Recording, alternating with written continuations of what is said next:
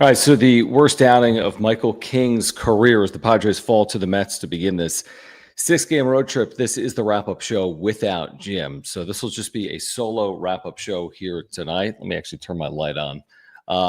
Obviously, disappointment to start this series against the Mets with a loss, and we'll get into Michael King and the ramifications. We'll wait out this Dodger game as if it matters, which it may. I think we can put this thing on ice if the Dodgers come back and win this game against the Phillies. If they don't, we can pretend that this race still exists for another day if we want to do that. So, again, John Schaefer with you here on the wrap-up show. Please make your way in and subscribe. Year-round content for Padres fans, and thank you for the Super Chats. The only way I'm going to see your comments here tonight is with those Super Chats. If you want to make sure I see your comment, if you want to control the direction of the conversation, if you just want to support the channel, you can click that $sign below the chat box.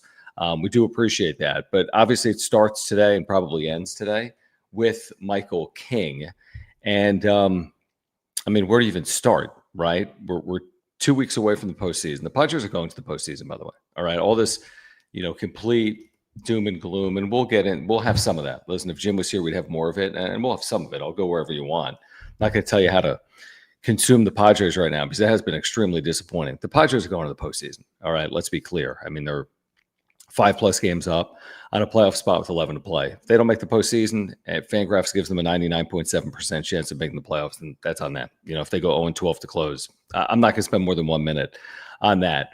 But again, you're basically, I'm at the point where right now they're likely heading to Wrigley Field to take on the Cubs. Okay, but just because they didn't win this game today doesn't mean they can't win a series in the postseason against the Cubs or win series in the postseason. But we've all kind of come to the agreement, right? We've all kind of just decided that for the Padres to make that run, they need Michael King. Maybe that's oversimplification, truthfully, now that I try to justify it and kind of excuse what I saw here tonight. But this isn't some blip on the radar. Like I'm reading some of the reaction post-game and, Michael King, struggles to find his footing. There's still time. I mean, this is very concerning, and that's putting it very mildly. This is the worst outing of his career.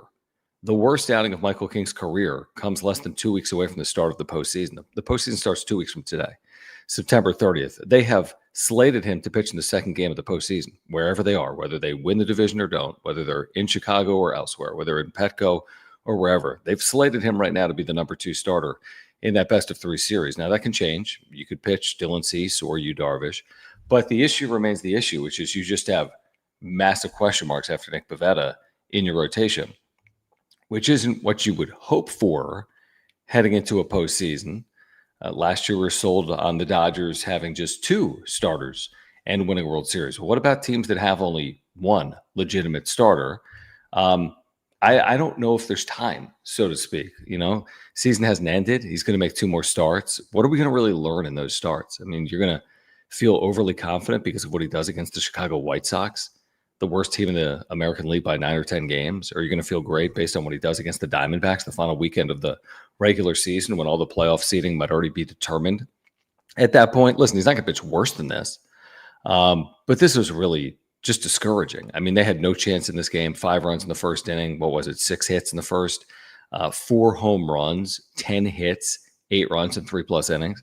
You can't pitch worse than that in the major league. So, listen, this guy's meant a lot to this team over the last 2 years. What he did last year in the regular season, sub-3 ERA. What he did last year against the Braves in the wild card series. What he did in his first 10 starts this year. But it feels like they just kind of had to put him back out there because time was running out.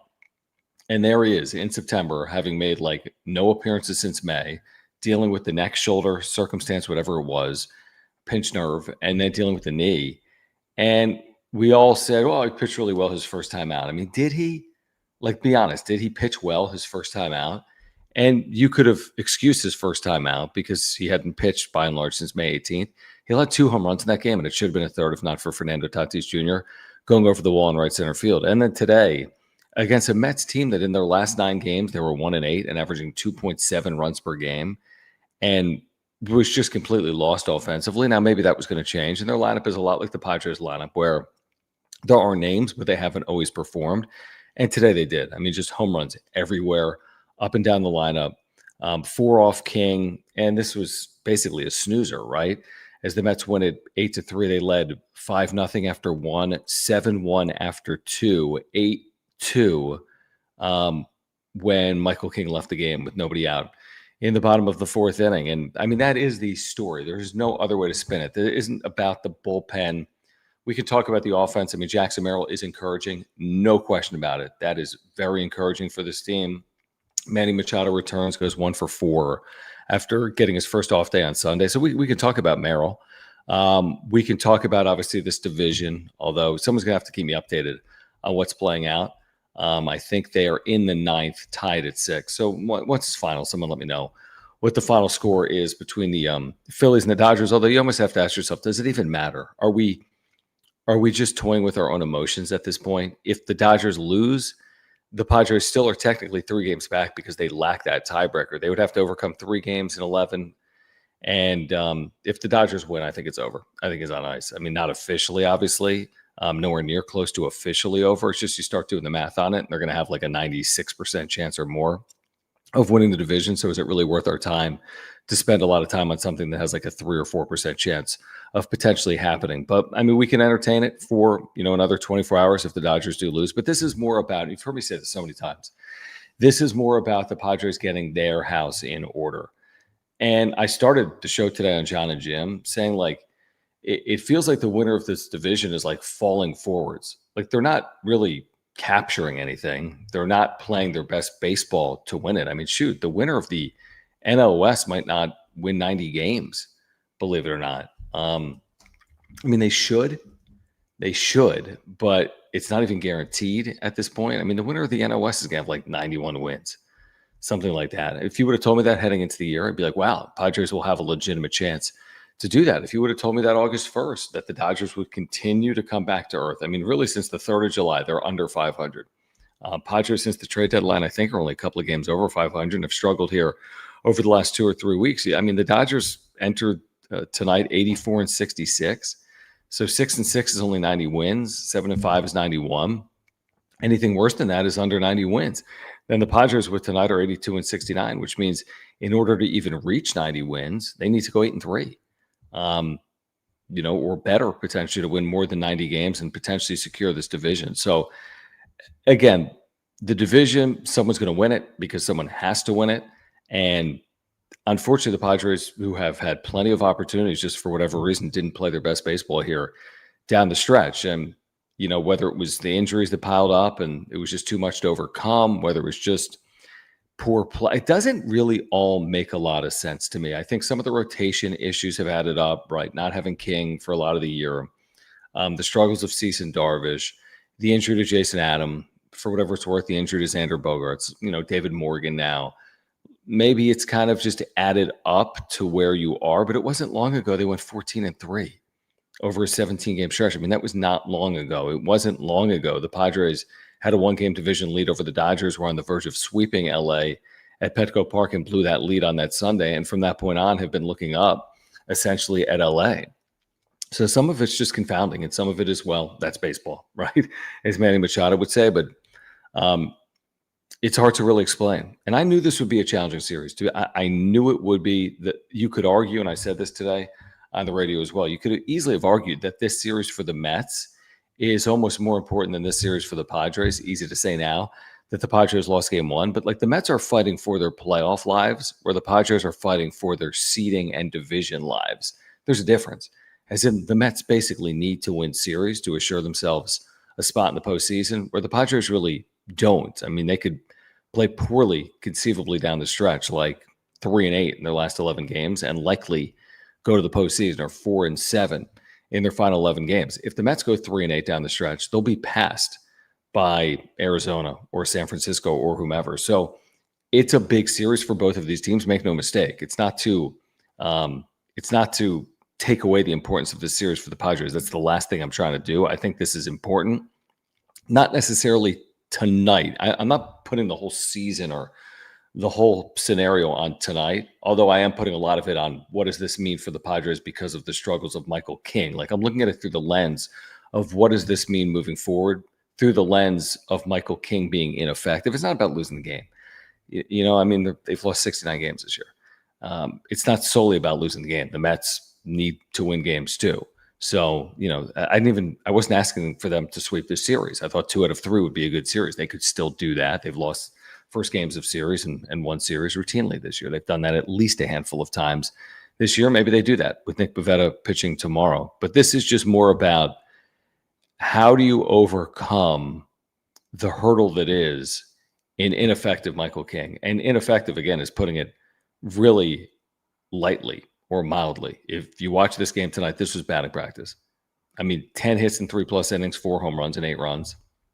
It doesn't get worse than that, especially in a Citi Field. It's not the world's best hitting park, and against a team that had not played well in the New York Mets. So appreciate you guys hanging out. I get it. The game ended a couple of hours ago. Wanted to make sure to do a wrap-up show. There's only 11 games remaining in the regular season. After tonight, I'm sure a lot of people want to vent. I'm sure there'll be a lot of people here on replay as well. If you support the channel, if you haven't subscribed to it, would you please do that for me? Please subscribe. We have year-round content for you. And please, we appreciate, again, your support. Smash the like button. And thank you for the super chats. Really appreciate your super chats. I'll make sure to get to those. I will not be able to keep up with the chat. I will be able to keep up with the super chats because I get a notification when we get the super chat. So I went on a 12-minute rant. There'll be more rants over the next hour. And if you want to weigh in, if you want to see your comment on screen, if you want me to directly reply to something that you're thinking, if you want to control the direction of the conversation, if you just want to support the channel, click the $ below the chat box. All right, let's get started here with Jay. Thank you, Jay, for your support of the channel. And thank you for the super chat. He says this Padres team is the most inconsistent team ever. I mean, there was a tweet from Alden Gonzalez, I think, within the last week that said all of these teams have had the highs and lows and the runs. It's been very little straight lining, so to speak, from teams in the National League. Dodgers led this division by 9 games, later trailed the division. Giants have had highs and lows all year long, from seemingly out of it to back into it to losing tonight in walk-off fashion to Arizona. And then the same thing with the Padres, like 14-3 start, play under 500 for the better part of 100 games. There's another 14-3 in there. You feel like they've done enough to maybe win a division or secure a seed that's higher than 5. And now here we are, and they've played under 500 for the better part of the last 3 or 4 weeks. So yes, I think it's true that the Padres have been inconsistent, but I also think it's true, as the Phillies have taken a 9-6 lead, there must have been a home run. I'll look at the chat, which has happened. Phillies home run with 2 outs in the top of the 9th inning. So, again, the false hope now. We can go down the path of it's still alive. It's still possible. This division's still in play. And I guess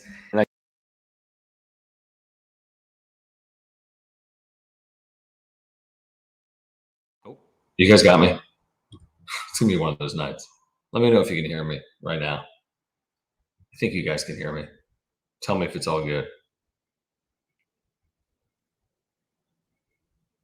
Should be all good. Okay. Thank you, Michelle. Yeah, I mean, the math would support the Padres still remain mathematically alive. Like, this isn't a 1 in 100 to win this division, assuming the Phillies win this game. I mean, all the talk about the Padres and the inconsistencies. Imagine, Jay, what they're saying in Los Angeles. Shohei Ohtani went 5 hitless innings today. They led 4-0. They're going to lose to the Phillies in all likelihood. They've allowed 9 runs since Shohei Ohtani had a no-hitter entering the 6th inning. So it's not just the Padres that are going through it. The Brewers have come back to earth. The team that's playing the best baseball, the team you want to avoid is Philadelphia. And honestly, if you're in that 4-5 wild card, and if the Brewers hold on to the 1, you could potentially avoid the Phillies should you win that series. We're getting ahead of ourselves. Or you could win this division somehow and then lock horns with the Phillies, which I don't think is the best case scenario if you win the wild card round. Or you could be in the 4-5 wild card, and the Phillies could pass the Brewers over the final 10 or 11 days of the season, and then all of a sudden you're locking up potentially with the number 1 seed in the National League, which could be the Philadelphia Phillies. So again, we're getting way ahead of ourselves, but it's not just the Padres. It proves my overall point. It's not just the Padres that are inconsistent. Trust me. If we were watching these other teams, by and large, not all of them, but if we were watching these other teams, we'd be saying the same thing. And I'm positive Dodger fans, I'm sure, are feeling the same way.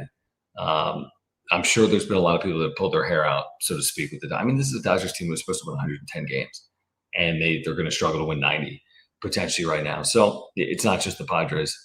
is my point. No, I mean, listen, Kings pitched very well by and large for the Padres. Last year, very few blemishes, 3 ERA, the 180 innings he talked about, success in the postseason against Atlanta, a great building block season. First 10 starts this year, you couldn't have asked for more. I think he went to the IL, he had like a 2.7 ERA. And it's hard to fault players for injuries. Nobody wants to be hurt. Michael King didn't want to be on the shelf. And what's happened here is we're asking Michael King to be the pitcher that he was a year ago when he was healthy. And I feel like that's unfair because he hasn't been healthy, or if he is, he's basically in like a spring training ramp up, but you're in the middle of September where you have so much to play for. So clearly he's not the pitcher he was last year. I'm not putting it all on him. The issue is like the Padres are in a situation where they need someone to step up and like grab that number 2 spot in rotation in a short playoff series. And at the end of the day, they're going to need Michael King. Like, assuming King's healthy, he's going to be out there. I don't know if it's game 2. I would presume it's game 2. They move guys back to line Michael King up for 2 weeks from now to pitch in game 2. If that changes, well, it's still going to be Dylan Cease or Yu Darvish. So, like, you can't dodge them all. You can't pitch Nick Pivetta every single day. You're not going to throw a bullpen game every single day. They don't have the bullpen that they had even a couple of weeks ago because of Jason Adam and David Morgan and some of the struggles within their bullpen. You're not going to be able to hide guys. So how do you make up for it? Well, King can pitch better. He's obviously capable of pitching better than he did today. By the way, he took full blame and accountability. He said he was terrible tonight. So I give him credit to that. How could you say anything else? I mean, Mike Schilt, I think post-game, I listened to it. It was like, there was some good, there was some bad. There was no good. I mean, there's nothing positive to spin from this outing for Michael King. All you can do is move on, and you hope that he pitches better, on Sunday in Chicago against the White Sox, and then next weekend against the Arizona Diamondbacks, and then most importantly, whenever he gets the ball in the postseason, is he capable of giving you what is necessary? Sure, there could be the short leash. Sure, there could be a quick hook, but that doesn't matter. I mean, if you allow 5 runs in the first inning, I don't care how short your leash is or how quick your hook is. You can't fall behind in a game of that magnitude, no matter who's on the mound. And that's the concern, I would say, heading into the postseason. Carlos, what's going on, man? Appreciate your longtime support of the channel. He says, one and done in October. No solid starting pitching. King can't be counted on, and the bats are streaky. How can a team that had lost 8 of 9 get right? Just face the Padres. No heart, pathetic, wasted opportunity to win the NL West. I understand it. I do understand that thought process from a loyal Padre fan. I mean, Carlos is a diehard Padre fan, and he wears his emotions on his sleeve, like most Padres fans do that watch as often as Carlos does. I said today, and I'll double down on this: you can't correlate what's playing out in a regular season into what will happen in a postseason. You can try, but it doesn't always work. There have been, again, use the Dodgers. There have been Dodger teams that have been red hot heading into postseasons that have won 106 plus games that haven't made World Series. There have been teams like Philadelphia and Arizona that were 5 and 6 seeds in the postseason within the last 3 years that were road teams in the wild card round get to a World Series. So I don't think momentum is the end all be all. And I'll even take it one step further. Padres 2024, the hottest team in baseball, the team nobody wants to face, the team that ran through Atlanta in 2 games, jumped on the Dodgers and led 2 games to 1 and lost the series. And that was the team with the best winning percentage over the final 62 games of the year. The team that for a brief moment was the odds-on favorite to win the World Series when they led the Dodgers 2 games to 1, and they had home field advantage at that point. They had game 4 at home, and they were, a game away from moving on to the NLCS. So it's not as simple as that. I get it in a moment like this where nothing goes right and they're not playing well against anyone other than the Colorado Rockies, and you're watching Michael King struggle like this, it's easy to jump to that conclusion. And I mean, you could be dead right.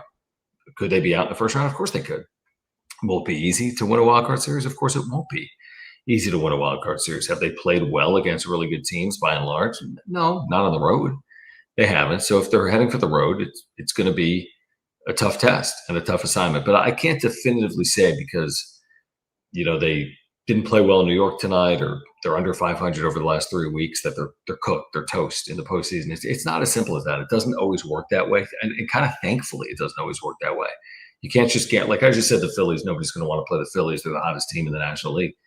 I can't guarantee they're going to play for a World Series. I have no idea. I mean, it could be Milwaukee, it could be San Diego, it could be LA, right? I mean, we don't know how it's going to play out, but nobody would be surprised right now if the Phillies were in the World Series. But I don't think that many people would be surprised, like if the Dodgers, truthfully, were in the World Series, even with their ridiculous bullpen right now. And if you're a Padres fan, again, it's like you get in and you got a ticket, so to speak. You get in, and hopefully this offense can return to form. You have Jackson Merrill play like he has over the last 10 games, where he has 10 extra base hits and 4 home runs in his last 5 games. You just hope that even if your pitching isn't perfect, you can get some offensive contributions like at times they've gotten, although it feels like most of that is coming against the Colorado Rockies over the last couple of weeks. All right, let's continue on here. Again, if you're here, please subscribe here on Content for Padres Fans. And if you're here, thank you for the super chats. Just click the $ below the chat box. Excuse me, I need water. Jeez, I've been on the air like for 100 hours today. I sound like I was dying there. I'm also trying to be like quiet because my wife's asleep upstairs. I'll get to this in 1 second. JD's third. Do you want to thank our title sponsor of the wrap-up show, as you know, Mark Nimitz, Farmers Insurance. We never get this channel off the ground without Mark. He's been with us for, 4 years and 2 months, something like that. I mean, ridiculous amount of time. Each and every month, Mark has been with us. If you have any insurance need, trust me, Mark is going to be there for you and your family. I've got homeowners, life, and earthquake insurance through Mark. You can as well. He does auto as well. Auto, home, renters, life, earthquake, whatever it is, let Mark Nimitz take care of you and your family. I had to file a claim all the way back in 2022. And I've been working with Mark since 2020, so 5-6 years. And I had to file a claim all the way back in 2022. He took care of everything. All the time that he spent on the claim, saving us so much money. He's going to do the same for you and your family. If you ever need him, he's going to be there for you. That's what separates him from everyone else. Click the link in the description down below, get free quotes online, or call Mark. He will talk to you about the Padres. I promise you that. And he will talk to you as well about saving money on your insurance. So if you support this channel, please support our title sponsor here on the wrap-up show, Mark Nimitz and Farmers Insurance. All right, let's get back to it here. John Schaefer with you on the wrap-up show. Padres fall in New York at Citi Field 8-3 in Game 1 of this critical 3-game series. By the way, that game is going final at Dodger Stadium. The Phillies over the Dodgers 9-6. A second straight game, the Dodgers blow a multiple-run lead at home. And for this moment of time, the door remains open. How far open, I don't know, but somewhat open. 2 games is what separates the Padres and the Dodgers. But again, the Padres have to pass the Dodgers in order to win the division. So technically, they'd have to overcome 3 games in the final 11 games of the regular season. You start doing the math on it. The Padres went 10-1. I get it. Do you see a team that looks like they're about to go 10-1? Maybe not. If the Padres went 10-1, the Dodgers would still win the division by going 8-3. They wouldn't at 7-4, and so on and so forth. If the Padres went 9-2, the Dodgers would win the division by going 7-4. They wouldn't by going 6-5, and so on and so forth. So that's what you're basically drawing to. I mean, I don't know how else to say it. I mean, maybe the Dodgers play like this down the stretch and get swept by the Phillies and play poorly against the Giants and get swept in Seattle to end the season. So maybe they go, 4-7 down the stretch. And then you go 7-4, you win the division. I mean, it's possible. I don't know if I'm counting on that, but it is at least possible. But again, I go back to the original point from starting the show tonight, which is like, you're going to have to win some games. Like, you can't overcome anything by not winning games. And truthfully, the Dodgers today are better positioned to make the postseason than they were 24 hours ago. Why? Because there's 1 fewer games to be played. So they're 1 day closer to the postseason, and their 2-game division lead is still 2 games because the Padres lost here today. So they're in that desirable spot, which is leading in the division, and the Padres are in that, trying to play catch-up role here down the stretch. All right, JD's third. Appreciate you, man. Thank you for the super chat. He says 8-14. I didn't even realize it was this. Is that right? Are they 8-14 in their last 22 games? I don't think this is who they are. That's what he says. This is who they are. Division has been gone, and this team won't win a postseason game. Let's not kid ourselves. No glazing this team. They suck. Nah, that's overreaction, and you know it. They're not an 8-14 team. That's not who they are, because they're over 500. I mean, who they are is 82-69. Like, it doesn't matter if you start 4-14 or finish 4-14.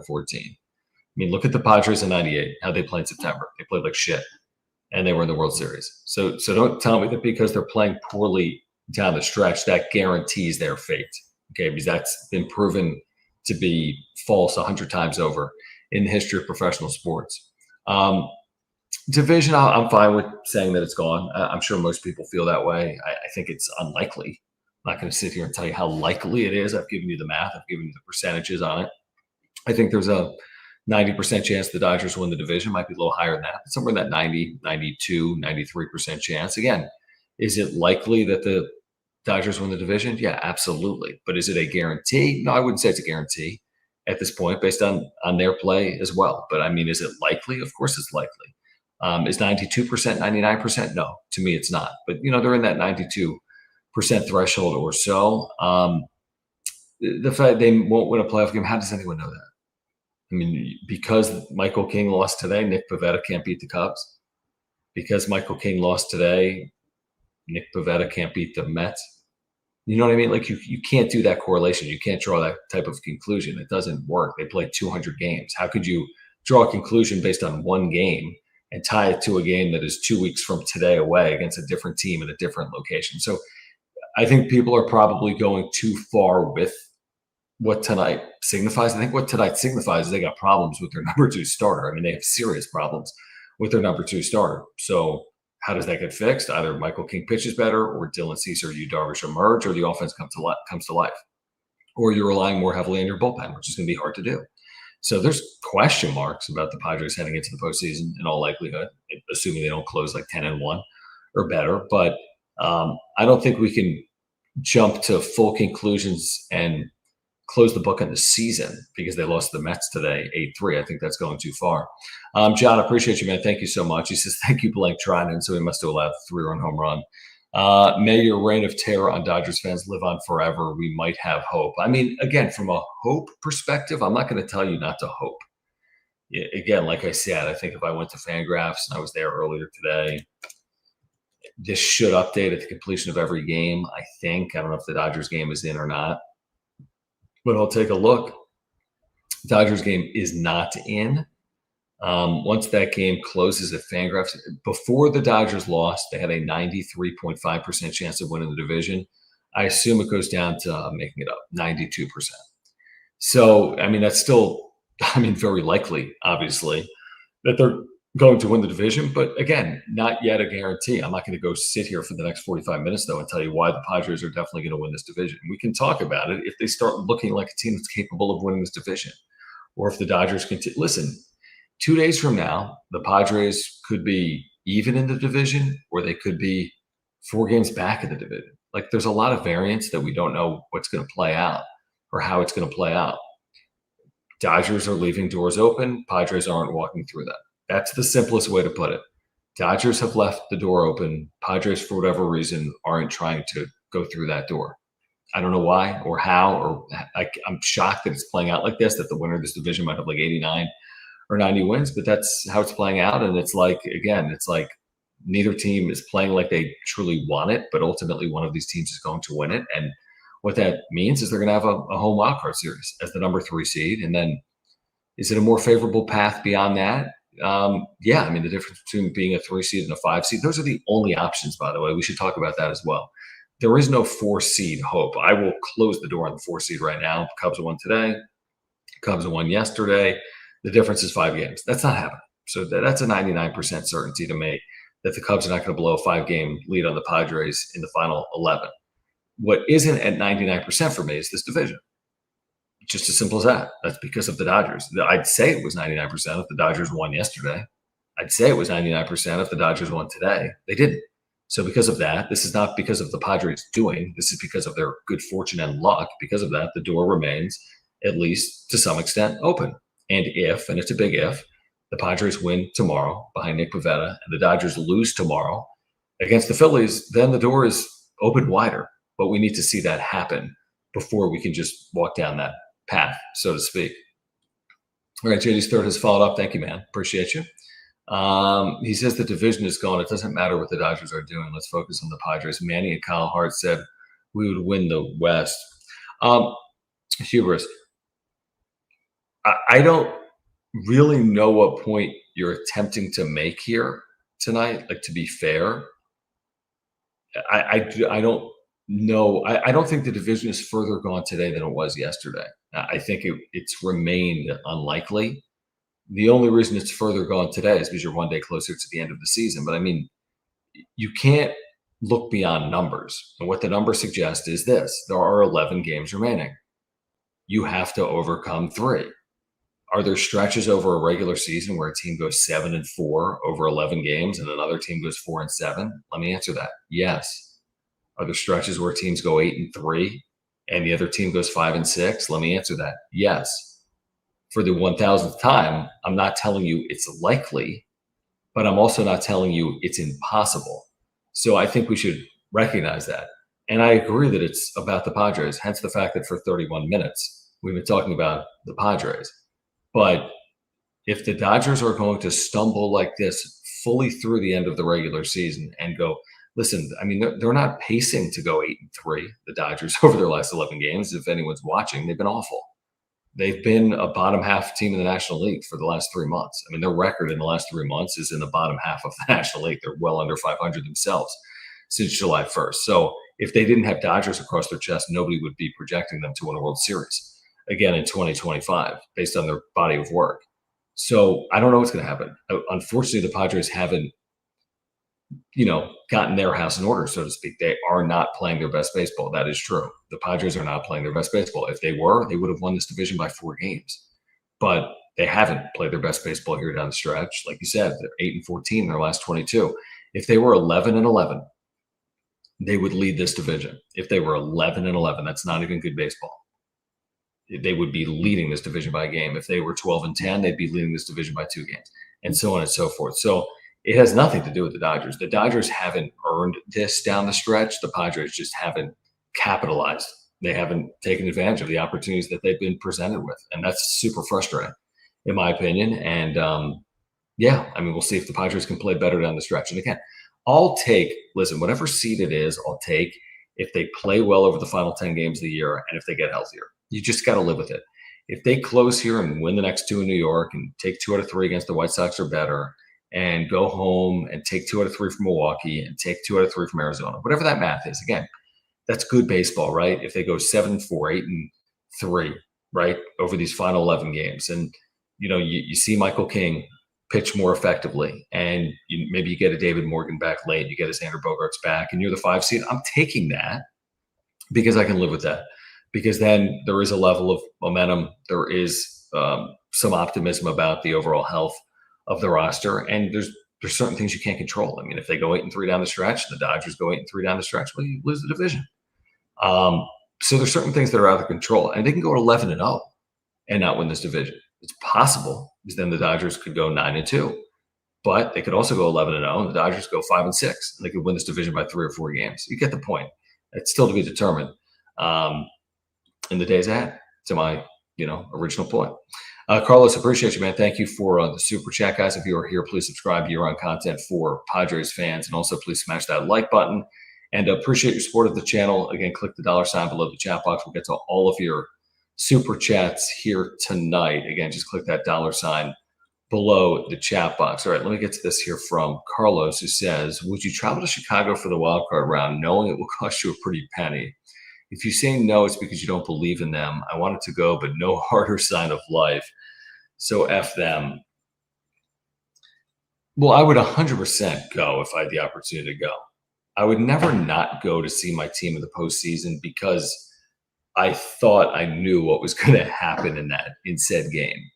Like, there's no way we're going to get to this series if it is Cubs Padres at Wrigley beginning September 30th and say that they have 0 shot of winning the series. I mean, I'll show you like Vegas odds for the series, and it'll say Cubs minus 155, and that means that the Padres have like a 40% chance of winning the series.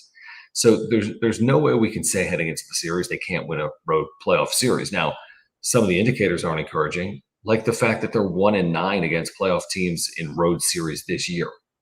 1-9 in series against playoff caliber teams on the road this year. I think not just playoff caliber, I think playoff teams. If they lose this series, which means if they lose either Wednesday or Thursday against the Mets, they're 1-10 on the road against playoff teams this year in series, in road series. They'd be 1-10 in road series if they lose this series to the New York Mets. So I do think that they need to prove to themselves they're capable of winning a series of this magnitude. And I think that this probably isn't their toughest test, obviously, moving forward either. But again, we all get it. I mean, to win in the postseason, you're going to have to beat good teams. And to win in the postseason, you're going to have to win, at least to some extent, on the road, especially coming from a seed that's not going to be like a 1 or 2 seed, which the Padres aren't going to have in the 2025 postseason. So, yeah, I would 100% go. If I had the opportunity to go, I would 100% be in Chicago for that series. I'll actually be there the weekend before because San Diego State plays Northern Illinois in Chicagoland. So I'd 1,000% be there if I could be there, because I cannot say definitively right now the Padres cannot beat the Cubs in the series. Again, are the indicators great?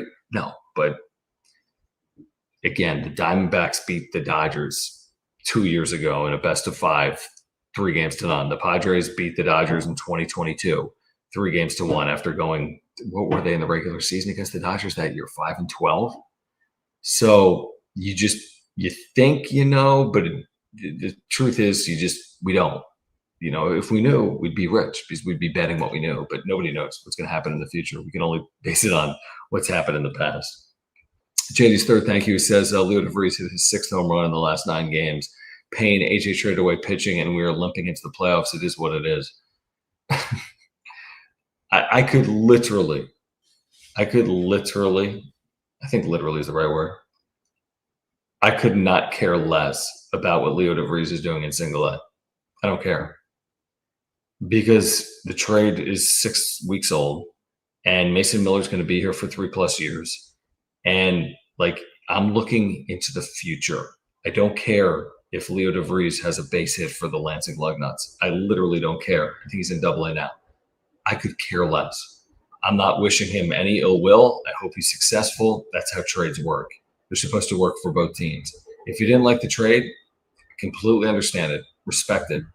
Who cares? It's done. It's over. Mason Miller's been incredible. He's the best reliever in baseball. Simple as that. Does that mean you're going to win a World Series or win the postseason? No. Does he make your chances better with a lead with him on the mound? Yeah, let me answer it. 100%. And even if you don't win a World Series in 2025, guess what? Mason Miller's still in the Padres in 2026. Controllable and at a good dollar amount. So that's how trades work. That's how trades work. You got to give something up good to get something good. I'd make the trade again if I was AJ Preller. I said it the day of the trade, I would make the trade again if I was AJ Preller. All right, let's get back to it here. I do want to thank our friends over at Lucky Box. If you have not been to a Lucky Box, you need to get to one. You could get $5 off with our promo code. The word is Padres. You get $5 off with our promo code Padres, all lowercase. I was at a Lucky Box in Vegas in July with Jim, Mountain West Media Days for football, and out of the machine came this Fernando Tatis Auto 10. Such a cool product. There are Lucky Box vending machines in Vegas. They're coming to Southern California. They're in major metropolitan areas. They're in airports like O'Hare in Chicago, speaking of the Cubs, and JFK, speaking of the Mets, in New York, even though it's not LaGuardia, if you know. But use our promo code to get $5 off. Again, the promo code is the word Padres, all lowercase. They've got mystery sports cards. So you get to choose. Do you want a mystery sports card? Do you want a mystery Pokemon card? Or do you want a mystery autographed jersey? You could walk away with messy autographed jerseys, messy cards. Machado, Tatis had a golden ticket in one of these boxes where out pops a golden ticket when you open this, and you're winning his game-used autographed cleats.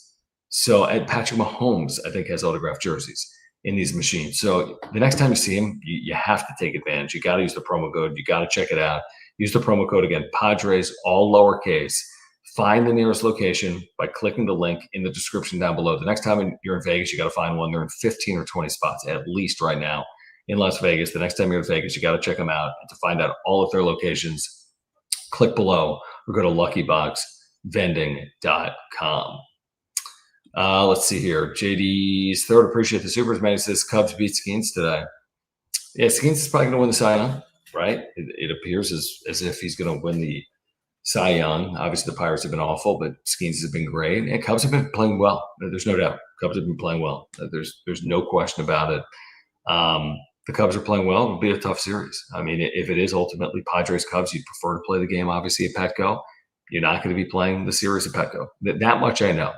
The Padres and Cubs are not going to meet at Petco. It seems very unlikely 1 in 500 or beyond to overcome 5 games in 11. I mean, you're praying to go 11-0 and then getting help. So that's very hard to envision. I think it's a 1 in 500 scenario that plays out. So you got to go to Wrigley and you got to win 2 out of 3 baseball games. I mean, we're not talking about, you got to win 10 consecutive games.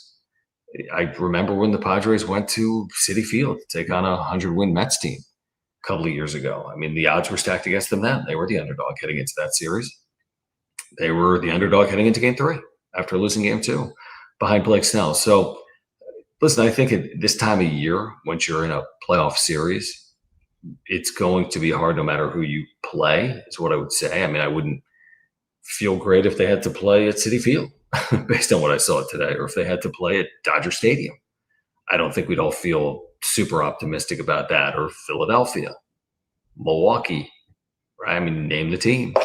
None of it's going to be easy. But in the same respect, it's like the Padres a month ago had a 14-3 stretch. The Padres 6 weeks ago had quote unquote no weak links.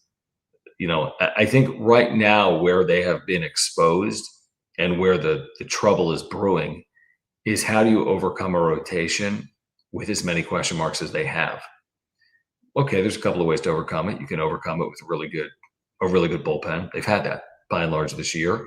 Their bullpen has had to cover, more than a lot of innings. Obviously, there's been nights where the bullpen's had to go 5 innings and starters went 4 innings, and the bullpen did their job and they won the game. So you can cover more innings with your bullpen. Again, losing Jason Adam is a significant loss.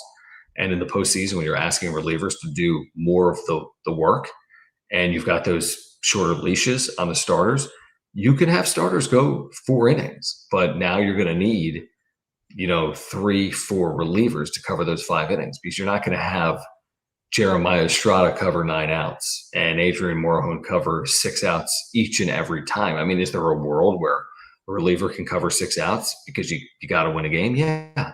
But then you're not going to turn to that pitcher again the next day and ask him to cover 6 outs or whatever it is. But okay, so your bullpen can mask some of the deficiencies from your rotation, and then you can have an offense that bails you out, which, again, the issue with that is we haven't seen it consistently. And then secondly, it's hard to do that in the postseason. You're facing good starting pitching. You're facing elite bullpen arms.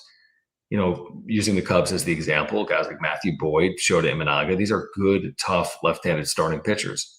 And the Cubs have been a very good team at home, obviously, and just in general. So, again, there's ways to overcome what happened tonight with Michael King. Like, this to me doesn't mean they can't win because Michael King struggled like this. I think the reason some people are feeling like that tonight is you've heard over and over and over again from the media. I've said it. Jim has said it. You've heard it from the media. You've heard over and over and over again, for the Padres to win a World Series, they need Michael King. You've heard that over and over and over again. It's probably true. I think there's some decent validity to it, and we've given you the reasons as to why. But nobody ever said for the Padres to beat the Cubs in a 3-game series, Michael King has to lead the way. It would be helpful, but it's not like a guarantee that Michael King has to go 7 innings and strike out 12 like he did against the Atlanta Braves, right? So I feel like we're misconstruing a little bit of what has been said, and I also think it's an oversimplification that Michael King is the end-all, be-all. So is Nick Pivetta. So is the back of their bullpen. So is Mason Miller. So is Manny Machado. So is Fernando Tatis Jr. So is Jackson Merrill. Like, all of these things are going to matter. Like tonight offensively, honestly, you take the 3 home runs. It's crazy. They've lost games hitting multiple home runs here in the second half of the year, but that has happened a couple of times. It's weird to hit 3 home runs and do very little else in a game. All of the home runs were solo home runs. Jackson Merrill, I mean, you're really encouraged there. There was the first 10 games of the season where he looked great, got the contract extension, then dealing with injuries and not hitting for power. And now look at these last 10 games. I mean, he is really playing well. He's hitting 333 in his last 10. He's got 10 extra base hits. He's hit 4 home runs in his last 5 games. I mean, the numbers are encouraging with Merrill. OPS, high 760s, maybe still a chance to push towards 800 over the final 10 or 11 games of the year, also doubled here today. So he looks confident, and he looks like the player that we saw in August and September in 2024. So I do think that's very encouraging. But now it's about continued success from guys like Tatis, who's been a roller coaster, or a Machado, who had the back-to-back games with home runs, but by and large, since the 1st of August, has fallen off the face of the map.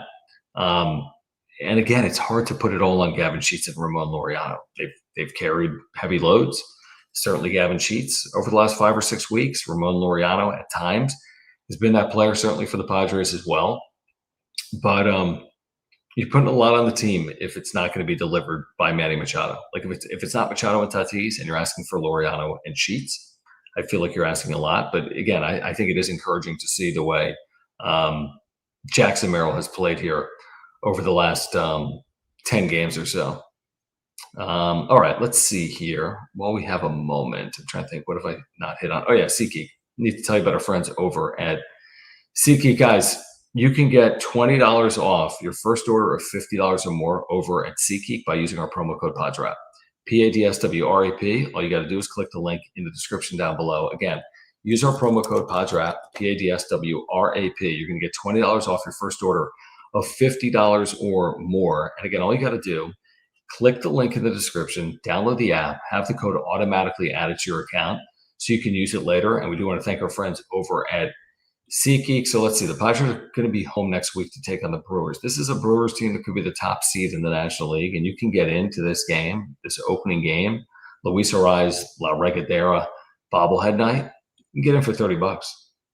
$30.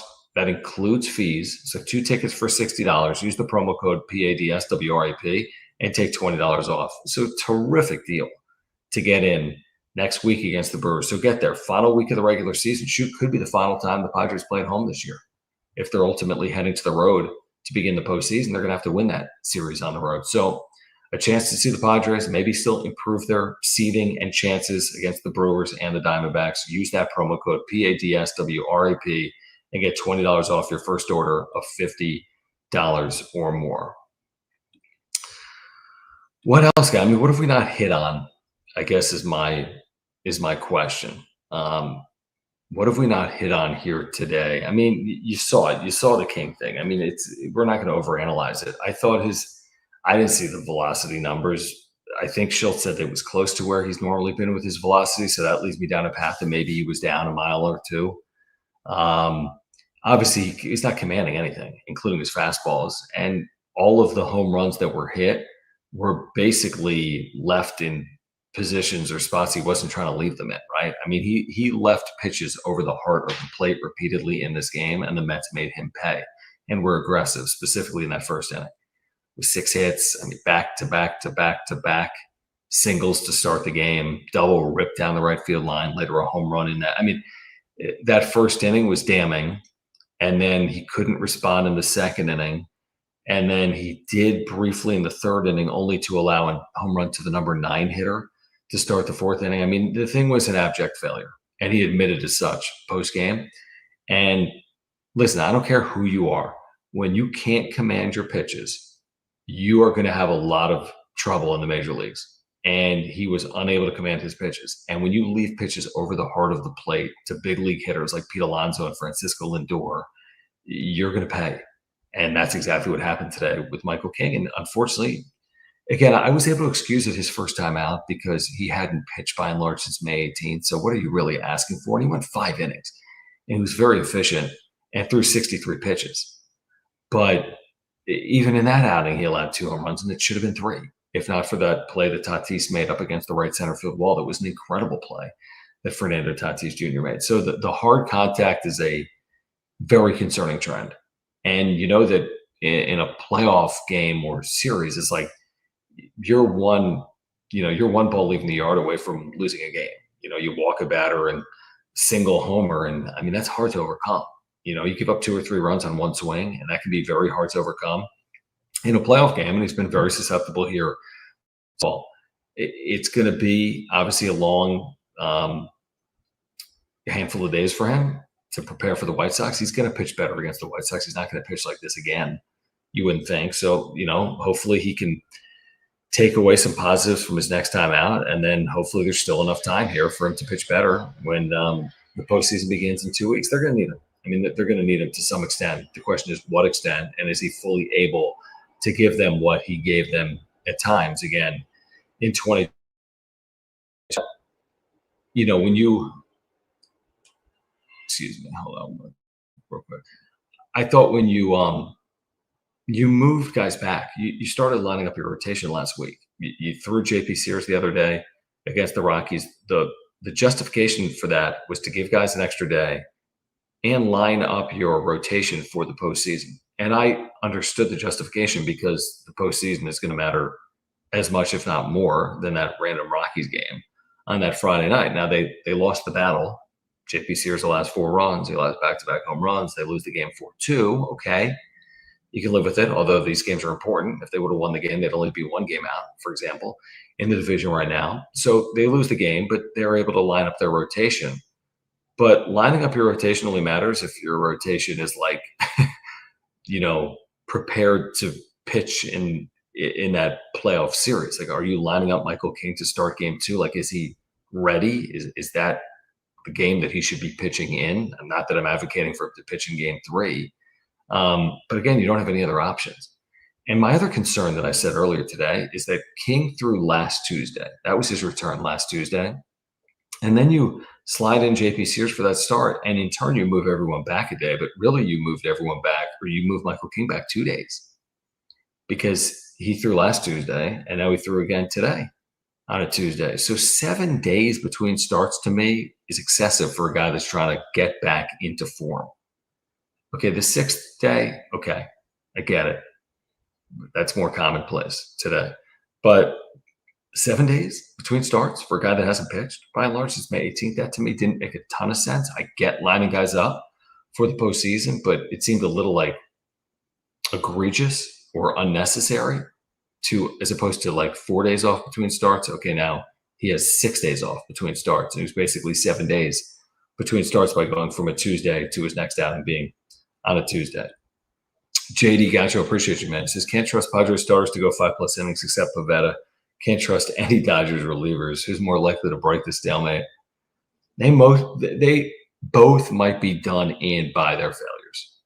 I mean, that is often what happens in sports or in baseball. You look up at the end of the year and say, hey, the thing that plagued them during their season is what ultimately led to their demise in the postseason, right? Because good teams are going to take advantage of these cracks and crevices and holes in other teams. So maybe in San Diego's example, they can't overcome deficits and they fall behind in a couple of playoff games, and it's hard for them to get back into it because their rotation doesn't do the job. Maybe in the Dodgers case, they build leads that they can't hold, which is something that is completely played out for them throughout the course of 2025. A common theme and thread, and if I was a Dodger fan, I'd be losing my mind over that. I mean, you're blowing 4-run leads night in and night out. I mean, those are big leads. When you're at home and you lead by 4 runs and you've got Shohei Ohtani working on a no-hitter through 5 innings, you can't allow 9 runs in a game like that. And that goes back to my point from earlier that this is not a Padres-specific issue. And thank you, JD Gacho, for making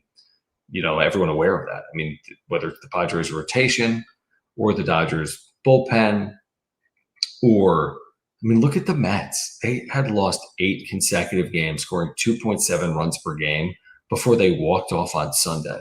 Their walk-off prevented them from a 9th consecutive loss. They're only 1 win removed from being in the biggest tailspin of their year and being on complete life support to make the postseason. But like what will happen often over 162 is things change. And now, off the walk-off from Alonso, they score 8 runs today, hit all the home runs, pound out 10 hits, and again 4 homers. And now they have signs of life and a little bit of momentum because they've won consecutive games and they're at home and they're playing games that they need to win in order to get into the postseason. So it's not a Padres specific thing. It's not a Dodgers specific thing. It's not a Mets specific thing. Most of these teams are susceptible. And by most, I mean all of them are susceptible. Any one of these teams that's going to make the postseason in the AL or NL can lose. There's no guarantee of anyone winning the World Series. I don't care what the numbers say. I mean, even right now, you go to Fangraphs, the team with the best chance to win the World Series still has an 86% chance not to win the World Series. The Dodgers have a 14% chance of winning the World Series. What does that mean? They have an 86% chance they won't win the World Series. So nobody has better than basically there's a 6 and 7 chance that your team, whoever your team is, whether it's the Phillies or the Dodgers or the Padres or the Yankees or the Blue Jays, there's a 6 and 7 chance that they're not going to win the World Series. But we know how it works. At the end of the year, one team will be standing. He follows up by saying, can't listen to Schilt pressers anymore. He's cool. I mean, yeah, I mean, that's been a common theme, obviously. If you've listened to the show, John and Jim, or the wrap-up show, I mean, I'm not sitting there living and dying on every word he says. There was not much to say tonight. He didn't say a ton that was interesting tonight. I don't even know what I was expecting him to say tonight. I mean, this thing is on King. When you fall behind like that, you're asking for a long night. It's very hard to overcome 6-7 run deficits in the major leagues. I don't care who you're playing. It can happen, but it's like a 1 in 75, 1 in 100 occurrence. So you can't expect it to happen. And unfortunately, it didn't happen tonight for the Padres. But I mean, tonight wasn't the night where I was overly critical of Mike Shildt, because what's he supposed to do? I mean, you have to let him wear it. Talking about King, you can't yank him in the first inning. Why would you try to cover 7+ innings from your bullpen when you know you're going to lose a game? That doesn't make any sense. If there's any saving grace, they use no one of high leverage tonight, so they can go to the Morojones, Estradas, Suarez, Millers tomorrow, hopefully when necessary, because they only threw Kyle Hart and Yuki Matsui and Bradley Rodriguez, and they combined to go 5 hitless innings because the game was over, and the Mets didn't have a hit after that home run to lead off the fourth against Michael King. So again, if there's a saving grace, it's an if. I get it. You can, unfurl, unload your top arms tomorrow, assuming you get a lead or you're in a tie game. You got a game potentially you could chase down, but you're trailing by a run. You can unload those top arms. But this has nothing to do with Schilt. Whatever he said post game is inconsequential, means nothing to me. This is about Michael King returning to form, and this is about the Padres finding a way to bounce back. And again, it's about what's playing out around them. Dodgers not capitalizing, Padres not capitalizing. Someone's going to win this division. And again, it's more likely than not that it's LA, but it's not as of yet finalized. So we'll talk about it until it's, it's final, so to speak. All right, let's see here. Appreciate you, JD Gash. I'll get to this super here. He follows up by saying, Shomania, 5 solid innings. He's had a rough year. Has he had? I don't know what his numbers are. Let's see. Because they just threw him in there. And what are his over? Yeah, his numbers aren't good. 12 games, 10 starts, only 55 innings. He's got a 5.4 ERA this year. So yeah, that's kind of. Listen, let's be honest. Once you're trailing 8-2, you're going to lose the game. 99.8% of the time. So, I hate to put it that bluntly, but the Padres are not going to win this game. They recognize that. It's a long year. They're not going to go up there pretending like they're about to run into a 7-run inning.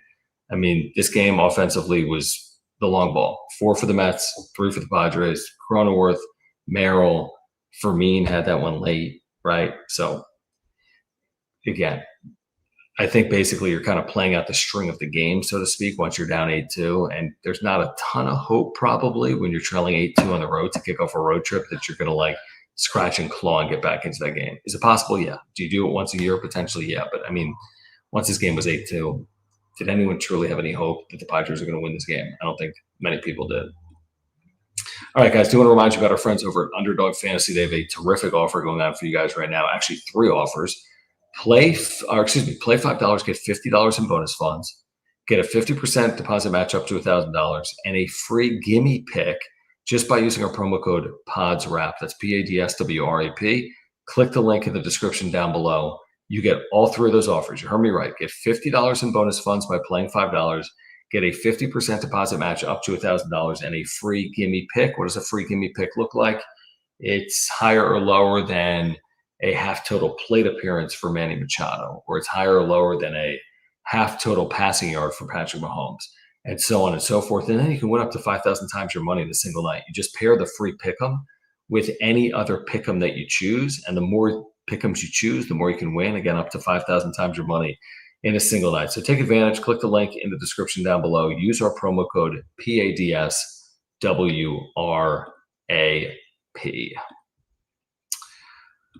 All right. What do you say we do this all over again tomorrow, beginning at 2 p.m. on John and Jim. Kevin Acey will be on the show tomorrow, and we'll do the same song and dance, essentially. 11 games to play. Are they locked into this number 5 seed? More than likely. Yeah, they're more than likely locked into this number 5 seed. Will it take a lot to potentially win this division? Yeah, absolutely. And it will start with a win tomorrow against the New York Mets. I mean, it kind of starts with a win over the Mets and the next Dodgers loss. That's how it would start.